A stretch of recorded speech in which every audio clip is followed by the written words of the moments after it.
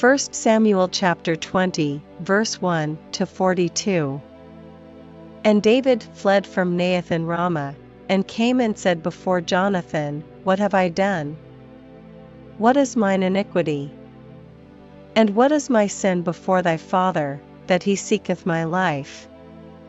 And he said unto him, God forbid, thou shalt not die. Behold, my father will do nothing either great or small, but that he will shew it me, and why should my father hide this thing from me? It is not so. And David sware moreover, and said, Thy father certainly knoweth that I have found grace in thine eyes. And he saith, Let not Jonathan know this, lest he be grieved.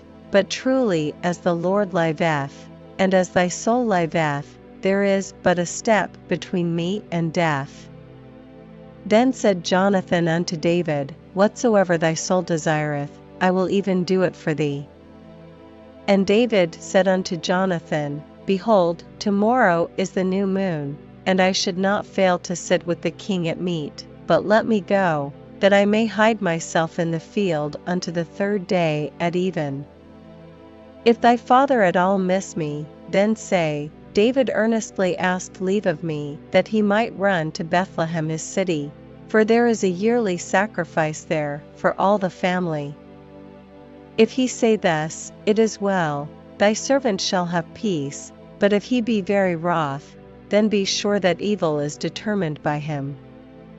Therefore thou shalt deal kindly with thy servant, for thou hast brought thy servant into a covenant of the Lord with thee. Notwithstanding, if there be in me iniquity, slay me thyself, for why shouldest thou bring me to thy father?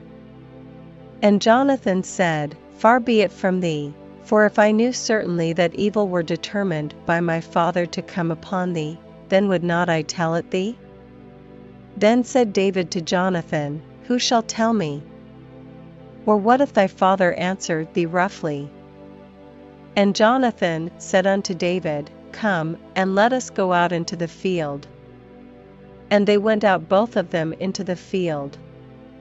And Jonathan said unto David, O Lord God of Israel, when I have sounded my father about tomorrow any time, or the third day, and, behold, if there be good toward David, and I then send not unto thee, and shew it thee, the Lord do so and much more to Jonathan. But if it please my father to do thee evil, then I will shew it thee, and send thee away, that thou mayest go in peace, and the Lord be with thee, as he hath been with my father.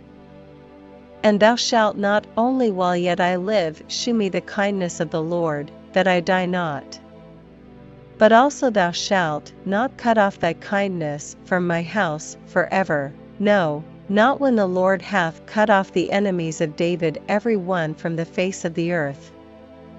So Jonathan made a covenant with the house of David, saying, Let the Lord even require it at the hand of David's enemies. And Jonathan caused David to swear again, because he loved him, for he loved him as he loved his own soul. Then Jonathan said to David, Tomorrow is the new moon, and thou shalt be missed, because thy seat will be empty.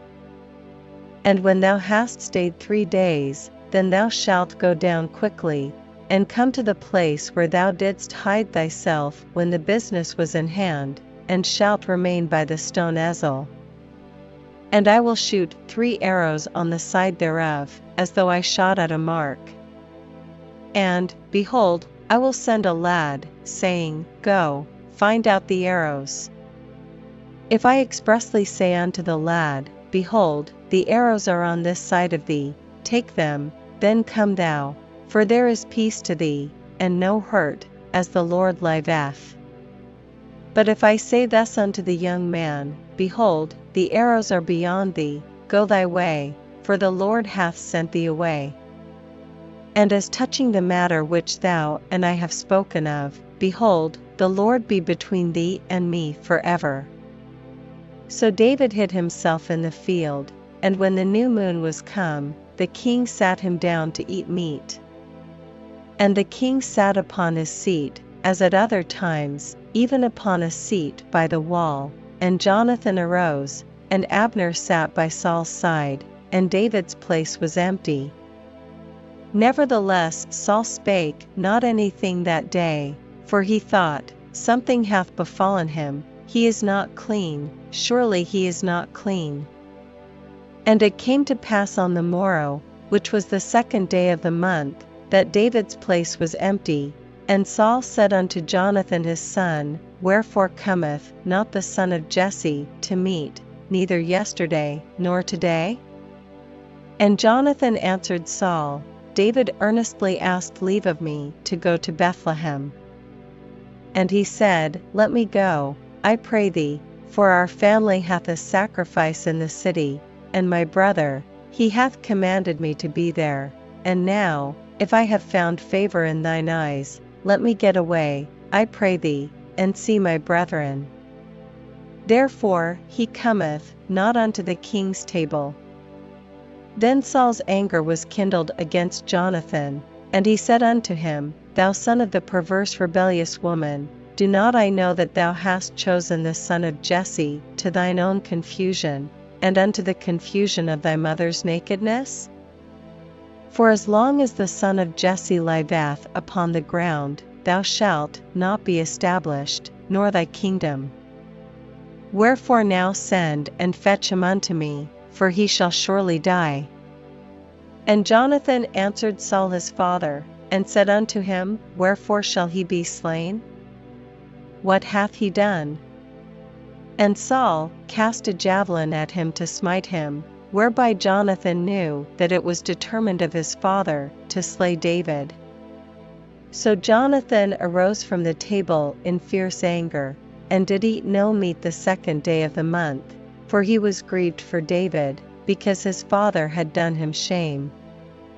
And it came to pass in the morning, that Jonathan went out into the field at the time appointed with David, and a little lad with him. And he said unto his lad, Run, find out now the arrows which I shoot. And as the lad ran, he shot an arrow beyond him. And when the lad was come to the place of the arrow which Jonathan had shot, Jonathan cried after the lad, and said, Is not the arrow beyond thee? And Jonathan cried after the lad, Make speed, haste, stay not.